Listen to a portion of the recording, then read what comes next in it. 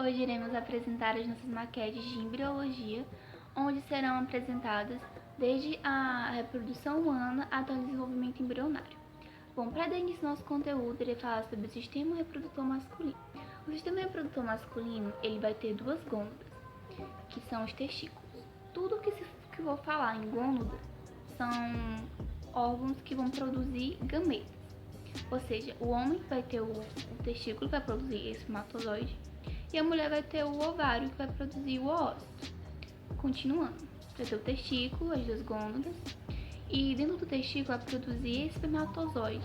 Junto com o espermatozoide vai produzir também hormônios, os mais conhecidos é a testosterona.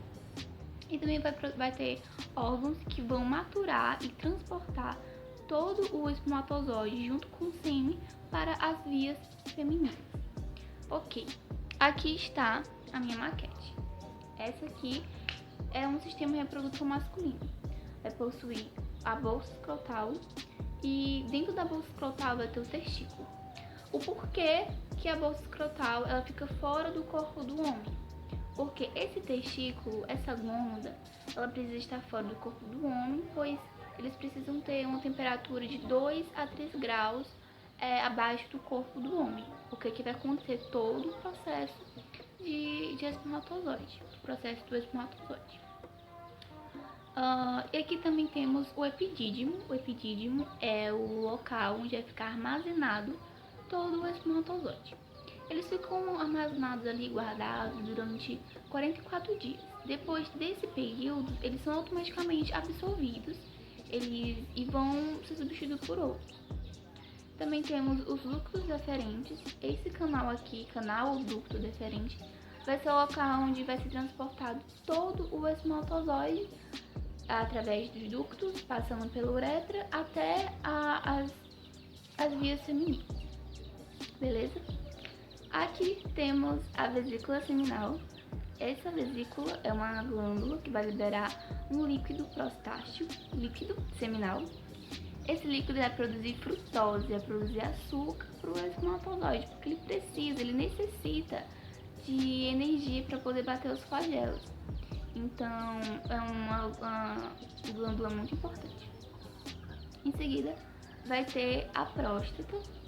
O que muitos homens se enganam é que não é apenas uma doença, o câncer de próstata, né? Essa próstata, sem a próstata, na verdade, o sêmen é composto pelo líquido seminal junto com a próstata e a válvula uretral, que eu vou explicar mais adiante. Sem essa próstata, o sêmen, o pH do sêmen vai ficar abaixo de 7, ou seja, ele vai ficar ácido. E quando ele entrar em contato com a vagina, ela vai automaticamente degenerar, porque a vagina também ela é ácida, por causa dos ácidos láticos. Então, é muito importante a próstata, porque ela vai liberar um líquido prostático. Esse líquido ele vai manter o pH do sêmen maior que 7. Então, é muito importante também. Aqui, depois da uretra, dos ductos deferentes, vai ter a uretra. Essa uretra vai dar de encontro aqui com o pênis. Antes vai ter essa búlbula uretral que eu disse. E essa búlbula uretral vai liberar um líquido também, que vai ser para quando o homem estiver excitado, esse líquido vai servir para poder limpar toda a uretra, porque ela estava em contato antes com a urina. Então não é muito legal assim do sêmen entrar em contato com o resto de urina. Então ele limpa toda essa passagem. E temos o pênis, a glande peniana, que fica aqui abaixo, o corpo esponjoso e a uretra esponjosa, que ela vai ficar entre a uretra e o corpo esponjoso. Bom, eu vou explicar agora com detalhes tudo sobre o testículo. Bom, aqui temos o testículo. Nesse tom laranja vai acontecer todo o processo de espermatozoide. Aqui, esse local aqui se chama túbulos seminíferos. São cordas que ficam entrelaçadas e vão se chamar túbulos seminíferos. É exatamente neste local que vai acontecer a produção de espermatozoides. Vai ficar na bolsa escrotal, dentro do testículo, E dentro do testículo vai ter esses túbulos seminíferos. E dos túbulos seminíferos, os espermatozoides vão passar pela rede testicular, pelos ductos eferentes e vão ficar armazenados no epidídimo. Cabeça, corpo e cauda do epidídimo, que vão ficar conectados aqui com esses ductos deferentes, beleza? Bom, o testículo em si, ele é formado por uma camada de folheto visceral, que é esse tom aqui mais azul, esse azul aqui mais escuro. Também vai ter a túnica vaginal, esse tom aqui mais clarinho, é a segunda camada. Vai ter a túnica albuginha, ela é um tecido conjuntivo.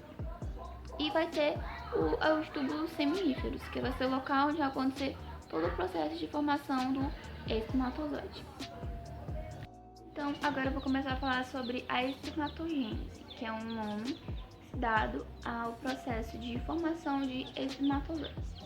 Tudo começa com uma célula germinativa primordial que foi gerada nos 4 meses de vida e durante toda a sua vida ela sofreu mitose. O que acontece aqui com essas duas células? Elas vão formar em outras duas células e vão se chamar espermatogônias. E vão se chamar espermatogônias do tipo A e do tipo B. As espermatogônias do tipo A, elas vão formar outras células, vão se acumular, formar outras células para que futuramente elas não serão formadas o espermatozoide. O espermatogônio do tipo B já vai entrar em processo quando entra na puberdade. Aí ela vai formar uma outra célula e essa célula vai aumentar de tamanho. Vai se chamar espermatócito 1. E a partir dessa célula, ela vai se dividir e vai acontecer a primeira divisão meiótica, meiose 1. Vai ficar com o tamanho da metade do tamanho de uma espermatócito 1. Essas células, elas vão se dividir e vai acontecer a segunda fase, a segunda divisão meiótica, e vão ficar com 4 células e da metade de um espermatócito segundo, beleza? Ok, então, a partir do espermatide, elas vão se chamar espermatides, e daqui que vai entrar a partir dessas espermatides que vão começar a quarta e última fase, que se chama espermatogônias, que são essas aqui, que são a última fase para a formação dos espermatozoides. E aqui já são os espermatozoides já formados, já maduros, e etc. Bom, o processo de espermatogênese, ele vai começar com uma célula chamada espermatide, que é a quarta fase do processo de espermatozoide. Bom, esta célula, ela é anucleada, ela vai conter, no núcleo vai conter informações genéticas, vai ter mitocôndrias, que vai produzir ATP para o espermatozoide bater o flagelo, porque o espermatozoide precisa de energia, então a mitocôndria vai produzir ATP. Complexo de Golgi, que ele vai... o complexo de Golgi ele vai secretar vesículas, as vesículas acrossomas. E também vai ter os centríolos, onde futuramente vai formar, responsável pela formação dos axonemas. Bom, nessa primeira fase, que é a fase de Golgi, onde é perceptível que o núcleo ele já está na parte mais inferior da célula, e os centríolos eles vão para a parte de baixo junto com as mitocôndrias. Aqui tem um complexo de Golgi, e esse complexo de Golgi ele vai começar a secretar vesículas acrossômicas, que são enzimas que são responsáveis para que o espermatozoide ele possa fecundar o oócito, a parte que fica na parte de cima do núcleo. A terceira fase é a chamada fase acrossoma. Nesta fase já é possível perceber que toda esta vesícula acrossoma já foi formada aqui na parte de cima do núcleo. Temos Os centríolos também tá em formação, então um pequeno alongamento. E as mitocôndrias já estão começando a migrar para a parte de baixo, onde futuramente vai formar o corpo do espermatozoide. Nesta outra fase, é a fase de formação do flagelo, já é perceptível que os centríolos estão mais alongados, as mitocôndrias estão mais juntinhas, estão nas partes mais baixas, ela permanece cada vez mais, ela vai descendo, para poder formar o corpo do espermatozoide. Também tem a formação aqui na cabeça, o acrossomo, o núcleo, ok? Esse aqui já é o corpo do epidídimo, corpo do espermatozoide em formação pela mitocôndria. Aqui a cabeça do espermatozoide, os centríolos estão mais alongados para a formação do flagelo, e aqui tem restos das células. Aqui ficou pequenos resíduos das células, para liberar pequenas partes das células, que são essas, para que o espermatozoide ele tenha mais intradinâmico, porque o espermatozoide ele precisa ser mais, como eu posso dizer, mais dinâmico, ter mais mobilidade para poder bater seu flagelo, porque ele vai precisar ir disso para encontro com o óvulo. Então, tudo que eu falei foi o sistema reprodutor masculino. E agora vamos para o sistema reprodutor feminino. O sistema reprodutor feminino é dividido em dois grupos, que são o externo e o interno. E aqui eu estou trazendo o sistema reprodutor interno. O sistema reprodutor feminino é formado pelos seguintes órgãos: os ovários, as tuba-uterinas, o útero e a vagina. Cada mulher tem 2 ovários, que são o ovário direito e o ovário esquerdo. A função desses ovários é a produção de hormônios sexuais femininos, a progesterona e o estrogênio. Também aqui é armazenado os óvulos, que são liberados uma vez por mês nas tubas uterinas. Aí aqui temos as tubas uterinas, que são 2 tubos, um tubo direito e um tubo esquerdo. Esse tubo, ele faz com que faz o ligamento do ovário ao útero. Aqui no útero também temos o corpo do útero, o ístimo, que fica aqui, e o colo do útero. E tem também as camadas, que são o miométrio, que fica aqui, o endométrio aqui, e o perimétrio, que fica aqui. Chegamos aqui na parte da vagina, certo? Podemos observar que a vagina ela é elástica, né? Porque a vagina ela tem uma função que é a passagem do bebê quando é feito um parto normal. Outra função também que a vagina tem é a entrada, a penetração do pênis durante a relação sexual, certo?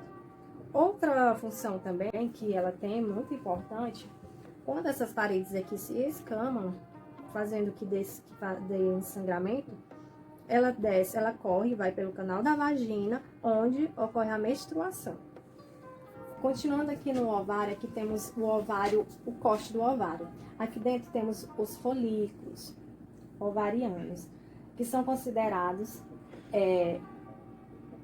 unidades funcionais dos ovários, formados pelos ovócitos e rodeados pelas células foliculares.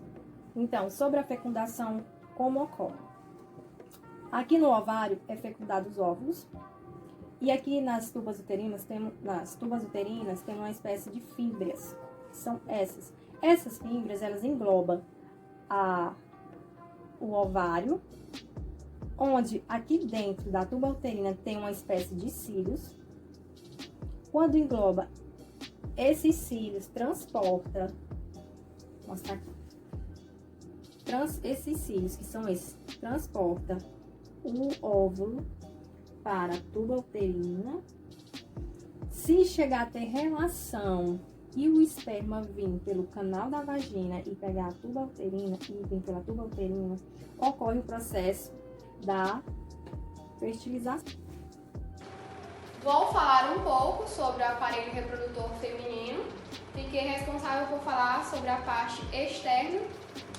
E a parte externa consiste entre o monte pubis, grandes lábios, pequenos lábios e o clítoris. O monte pubis é a região que fica localizada à frente da síntese púbica, onde existem os pelos pubianos, e nessa região também se consiste uma grande quantidade de tecido adiposo. Grandes lábios. Os grandes lábios são pregas cutâneas mais laterais e que servem de proteção indireta para o ósseo da uretra, para o clítoris e para a vagina. Pequenos lábios. Os pequenos lábios são pregas mais mediais que circundam o vestíbulo da vagina, que é o local onde se abre o ósseo externo da uretra, o ósseo da vagina e dos ductos das glândulas vestibulares. No ósseo da vagina, geralmente em mulheres virgens, existe uma prega fina que tampa o ósseo da vagina. Essa prega é chamada de ímã. E por último, temos o clítoris. O clítoris ele fica localizado no encontro anterior dos lábios menores e ele atua apenas como órgão de excitação sexual. A fertilização pode ser conseguida naturalmente através do contato íntimo entre um homem e uma mulher no período fértil. Enquanto os espermatozoides lutam pela sobrevivência, os óvulos descem lentamente em direção das trompas de falópios. Durante o orgasmo, por exemplo, a vagina, o útero e o colo do útero se contraem, dando mais possibilidade do espermatozoide ser sugado. O espermatozoide ele se orienta pela parede do útero e nada cada vez mais rápido. Os pelinhos encontrados nas trompas de falópio, ele é responsável por fazer a movimentação dos óvulos e ajuda também o espermatozoide a se deslocar. A membrana que envolve o óvulo é formada por lipoproteínas e o espermatozoide tenta furar. No momento em que o espermatozoide consegue furar o óvulo, ele se desprende da cauda e no mesmo instante o óvulo fecha sua membrana. E aí começa a formação do embrião. A fertilização in vitro, ela é mais procurada por mulheres que querem logo ter uma estabilidade para poder ter filhos. O homem deve fornecer uma quantidade do seu próprio esperma, tem que ser colhido no laboratório por ele mesmo. Já a mulher passa por uma indução de evolução feita por medicamentos para que seja possível a coleta dos gametas femininos. Depois de feita a seleção do espermatozoide masculino para serem colocados em uma placa de Petri, em conjunto com um óvulo feminino, são selecionados aproximadamente 200.000 gametas masculinos para tentar fecundar um único óvulo. Depois de fecundado, o embrião é posicionado dentro do útero da mulher em um processo semelhante à realização do exame passional. No caso, vem com o embrião e coloca o embrião. Após 14 dias, a mulher retorna para fazer os exames e ver se o método deu certo. Olá, pessoal! Nós vamos falar sobre a primeira semana do desenvolvimento embrionário. A primeira semana ela é marcada por 3 eventos, que é a clivagem do zigoto, a formação do blastocisto e o início da implantação. A clivagem ela é a sequência de divisões mitóticas que o zigoto vai sofrer. Observem aqui comigo. Temos uma célula única, ainda envolvida pela zona pelúcida, aqui de amarelo, contendo um núcleo diploide. Esse núcleo ele contém 46 cromossomos, sendo 23 do ovócito e 23 do espermatozoide. Nesse processo de clivagem, ele vai sofrer as divisões, que vai para o estágio de 2 células, cerca de 30 horas após a fecundação, ele já vai sofrer essa divisão. Logo em seguida vai para o estágio de 4 células e logo em seguida para o estágio de 8 células. Quando passa para o estágio de 12 a 32 células, não chamamos mais de zigoto, chamamos de mórula. Vale ressaltar que todo esse percurso ocorre a caminho do útero. Quando chega na mórula, ela já está próximo à cavidade do útero. para formar o blastocisto. Quando vai formar o blastocisto, o líquido do útero, ele ultrapassa a zona pelúcida e fica entre as células, fazendo com que elas se desorganizem. Ele entra com tanta intensidade que acaba desaparecendo a zona pelúcida e vai formando, as células vão se organizando de uma forma diferente. Elas vão formando um envoltório. Essas do envoltório nós vamos chamá-las de trofoblastos. E outro grupo de células, elas vão se concentrar em um polo diferente, que nós vamos chamá-las de embrioblastos. Essa cavidade, vamos chamá-la de cavidade do blastocisto, que é onde vai se concentrar o líquido uterino. Esse líquido é proveniente das glândulas. Quando o blastocisto está formado, lá para o fim da primeira semana, em torno do 7º dia, ele vai se conectar à parede do útero, é onde vai marcar o início da implantação.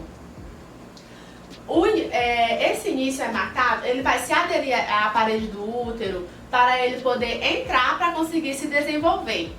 Isso vai marcar o fim da primeira semana, o blastocisto conectado à parede do útero para conseguir entrar para se desenvolver. Ao final da primeira semana, o blastocisto encontrava-se superficialmente implantado no endométrio. O blastocisto é todo esse conjunto de células aqui, ó. Essa membrana aqui, a gente dá o nome a ela de trofoblasto. Esse grupo de células aqui é o embrioblasto. Essa aqui em branca é o epitélio e daqui para cá é todo o endométrio. O trofoblasto, que é essa camada de célula aqui, se diferenciou em duas camadas. Uma interna, que é essa daqui, ó, o citotrofoblasto, e uma externa de células fundidas, que é o sincício trofoblasto. A gente não consegue ver delimitação nas células do sincício trofoblasto, porque é tanta célula que elas acabam se fundindo e formando essa massa. O embrioblasto também vai se diferenciar em duas camadas, uma de pequenas células cúbicas, que é essa daqui, o hipoblasto, e uma de células colunares também, que é essa daqui, ó, o epiblasto.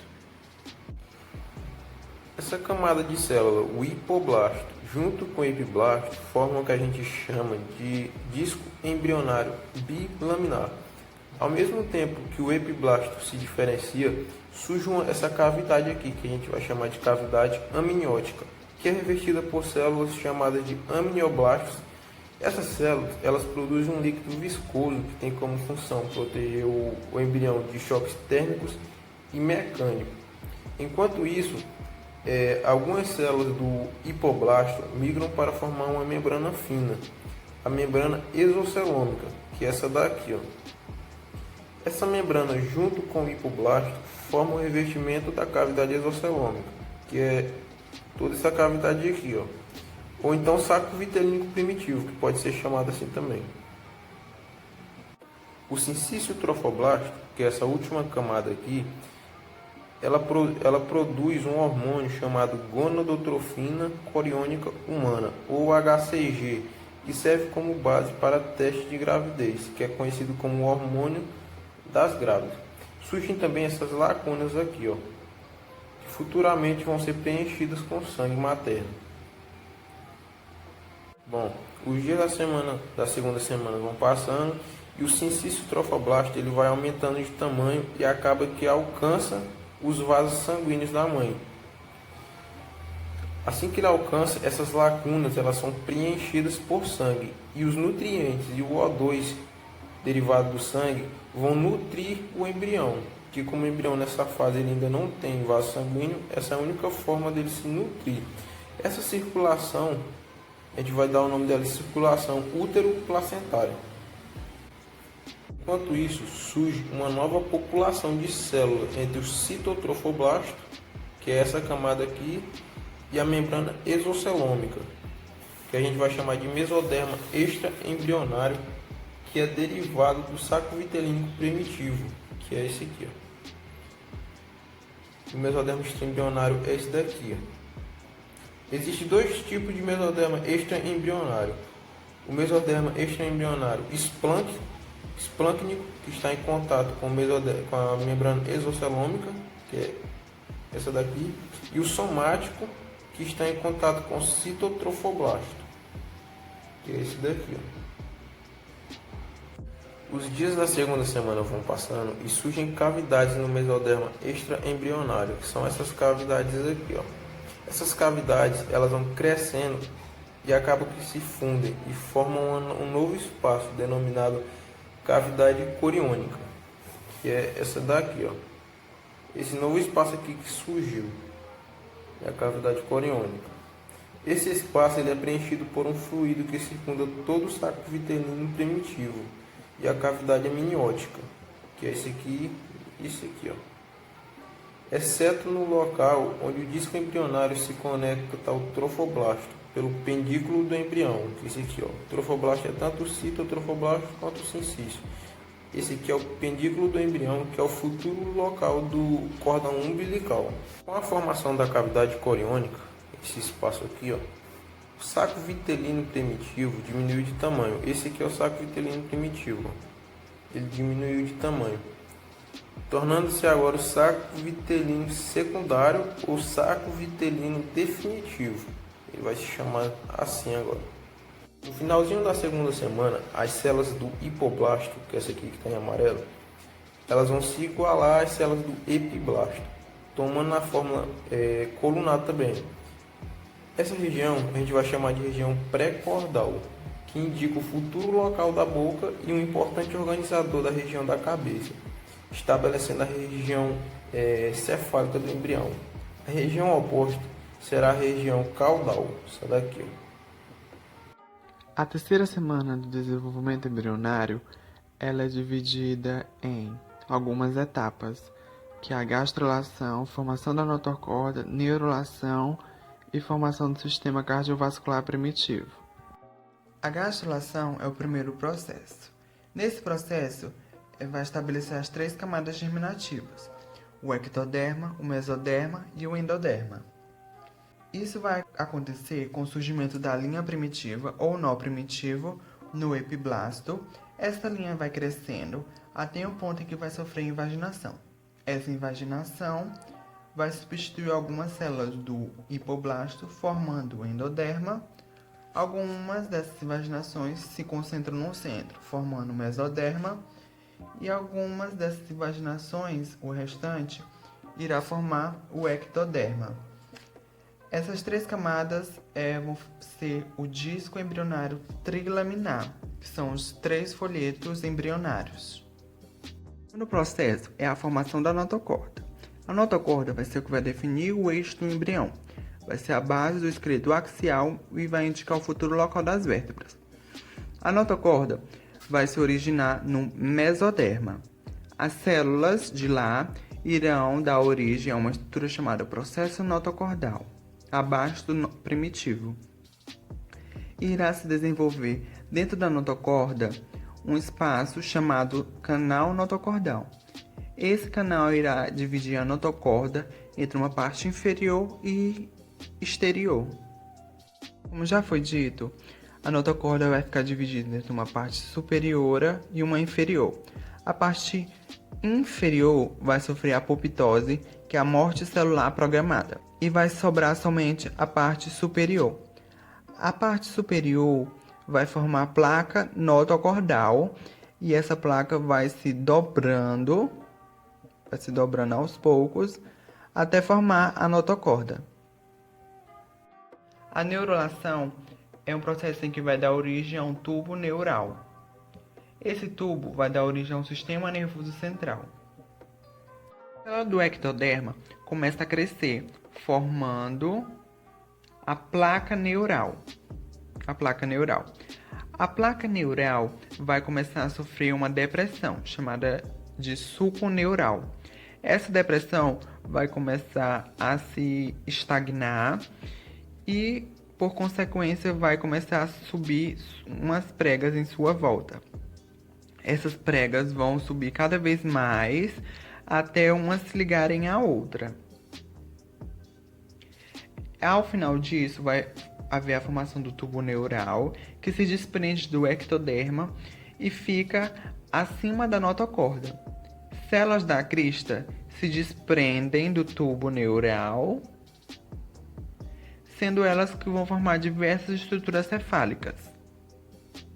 Ao final da neurulação, vai ficar o tubo neural, que é o tubo neural já formado.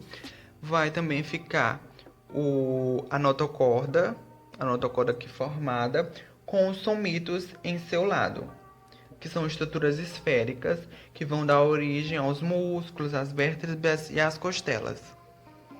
Lá para o 16º dia, perto da formação do sistema cardiovascular primitivo, vai surgir uma estrutura chamada de alantoide na região caudal dos répteis e das aves e alguns mamíferos.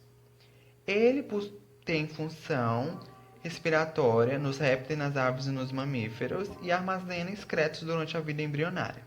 Já nos seres humanos, ele não se desenvolve tanto e tem função de ligamento umbilical. O sistema cardiovascular primitivo inicia após a formação do alantoide. Ele vai dar origem aos vasos sanguíneos, que tem dois tipos de origem, que é a valvulogênese e a angiogênese. A valvulogênese é a formação de novos vasos e a angiogênese é a ramificação dos vasos a partir de outros já existentes. Esses vasos vão crescendo e invadindo o mesoderma, que é aquela parte vermelha, e vão dar origem a uma região chamada de área cardíaca, um local para o coração. Nesse local surgem dois tubos endocárdios que vão se fundir formando o tubo do coração primitivo. A partir disso, vai surgir o ventrículo e o átrio, quando o embrião tiver mais desenvolvido. Bom, eu vou falar sobre a 4ª à 8ª semana do desenvolvimento embrionário, ou organogênese. Bom, vamos entender melhor essa fase. É a fase que os principais órgãos começam a surgir. E só então no final da 8ª semana é que eles começarão a se desenvolver. É também uma fase perigosa porque o embrião ele fica suscetível à ação de teratógenos. Teratógenos que é todo e qualquer agente capaz de interferir no desenvolvimento, como álcool, drogas, radiação, alguns vírus que podem então causar deformidades no embrião. A organogênese ela é dividida em 3 fases. A fase do crescimento, que envolve divisão celular e formação de novas estruturas. A fase da morfogênese, que é onde as células se aglomeram, dando a forma humana por meio de formação de tecidos. E a fase da diferenciação, que é onde as células se diferenciam em tecidos, estruturas e executam determinadas funções específicas. Outro evento muito específico dessa fase é o dobramento embrionário, que nada mais é do que o dobramento do disco trilaminar, ou seja, esse disco ele é reto, ele vai se dobrar para dar uma semelhança a um C. Aqui nós podemos entender melhor esse processo do dobramento embrionário. Aqui temos o disco, em azul temos o ectodermo, em lilás temos o endodermo e aqui temos a vesícula umbilical. Como nós podemos perceber, esse disco trilaminar, ele vai crescendo e à medida que ele vai crescendo, ele vai se dobrando. Mas também, como nós podemos perceber, o ectodermo, ele não engrossa todo, ele engrossa apenas nessa parte, que é o que indica que aqui vai ser o encéfalo e o crânio do embrião. Bom, nós também podemos perceber que ele vai se formando 2 pregas, a prega cefálica e a prega caudal. Prega cefálica, como eu falei anteriormente, é o que indica que vai ser o crânio do embrião. E a prega caudal é o que indica que vai ser o ânus. Bom, aqui nós temos o intestino anterior, que é o que vai dar origem ao esôfago, a faringe, a laringe. Aqui nós temos o intestino médio, que é o que vai dar origem ao estômago, ao intestino. Aqui nós temos o intestino posterior, que é o que vai dar origem ao ânus, e a alguns órgãos do trato urinário, como a uretra e a bexiga. Aqui tem um ponto de destaque, que é o coração, como nós podemos perceber aqui. À medida que esse embrião vai crescendo, o coração ele vai se deslocando para o seu local fixo. E à medida que ele vai se deslocando, ele também vai crescendo e ganhando mais volume, como nós podemos perceber aqui. Agora eu vou falar especificamente os acontecimentos de cada semana. Ainda na 4ª semana, o embrião vai possuir alguns somitos. Somitos que é esses pontinhos aqui ao redor, que é o que vai dar origem aos músculos, às vértebras e às costelas. Ainda na 4ª semana, o embrião já vai estar maior, com mais somitos, e vai surgir o primeiro arco faríngeo, que é o que vai dar origem ao osso maxilar. Ainda na 4ª semana, mais ou menos por volta de 28 dias, já vai surgir o futuro local do olho e o futuro local do nariz, que é como podemos ver aqui. E os membros inferiores e superiores já começam a brotar. Na 5ª semana, o embrião ele já vai estar mais curvado, ainda mais curvado do que como nós estamos vendo aqui, e vai ocorrer um grande desenvolvimento craniano e encefálico. Na 6ª semana, já se formou o olho primitivo, a orelha já está se formando, o nariz e os membros superiores e inferiores já brotaram. Na 7ª semana, o embrião já vai estar mais parecido com o ser humano e já se formou o olho, as pálpebras, a orelha, e também já vai surgir os espaços entre os dedos, e os dedos dos pés também já vão estar se desenvolvendo. Na 8ª semana já está praticamente tudo formado: o olho, a boca, o nariz, os membros superiores e inferiores, e iniciar agora o período fetal.